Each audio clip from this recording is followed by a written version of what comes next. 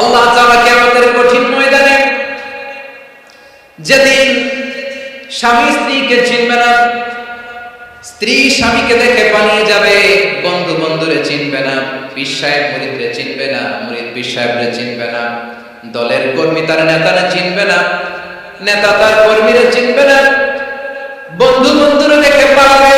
কঠিন মুহূর্তে সূর্যটা মাথার কাছে চলে আসবে, জমিনটা তামার জমিন হবে, আজকের জমিনের মতো নয়।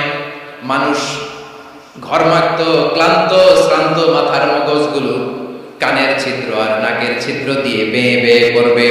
বিশ্বনবী ফরমান, ময়দানে 7 শ্রেণীর ব্যক্তিকে রব্বুল আলামিন তার আরশের নিচে ছায়া দিবেন। তার মধ্যে প্রথম শ্রেণীর ব্যক্তি হলো ইমামুন আদিল। ইমামুন আদিল, ন্যায়পরায়ণ শাসক,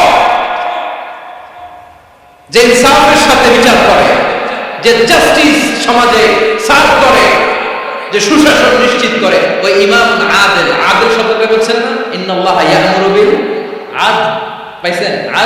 আদিল।